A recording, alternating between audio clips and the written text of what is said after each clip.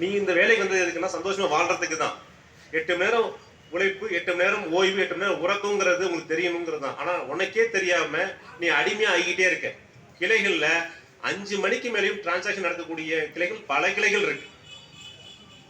குறிப்பாக தர்மபுரி மண்டலத்துல, கிருஷ்ணகிரி மண்டலத்துல பல கிளைகள்ல கேஷியர்ஸ் பார்க்கும்போது 5 மணிக்கு மேலேயும் 6 மணி வரைக்கும் ஒர்க் பண்ணிட்டு இருக்காங்க.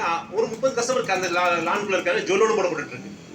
அப்ப உழைப்பு சூழலுக்கு ஆளாக்கப்படுறமே தெரியாம இந்த இருக்க சமுதாயம், இங்க இருக்கக்கூடிய இந்த ஜெனரேஷன் கிட்ஸ் வந்து, அதாவது என்ன சொல்றது, ஒரு கொஞ்சம் கூட ஒரு பொறுப்புணர்வு இல்லாம பண்ணிட்டு இருக்கோம். இன்னைக்கு வந்து வேலை நிறுத்தம் இருக்கு, இன்னைக்கு இவ்வளவு பேர் இங்க நிக்கிறோம், அது கொஞ்சம் கூட இல்லாம கிளையில ஒர்க் பண்றாங்கன்னா ஒரு பக்கம் அறியாமை இருக்கட்டும், ஒரு மனசாட்சி ஒன்று இருக்குல்ல, இது அனைவரும் மற்ற ஒரு இதுக்காக பல பேர் உயிர்களை இழத்துருக்காங்க, ரத்தம் சிந்தி இருக்காங்க. அது எதையுமே உணராம இருக்கும் போது செய்யக்கூடிய துரோகமா தான் பார்க்கப்படும்.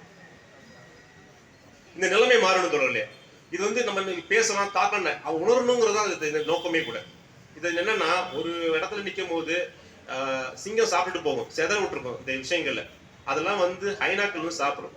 அப்படி இருக்கக்கூடாது, ஹைனாக்களா இருக்கக்கூடாது. நம்ம அந்த கோரிக்கையை தான் இவங்க கிட்ட வைக்கிறேன். இறுதியாக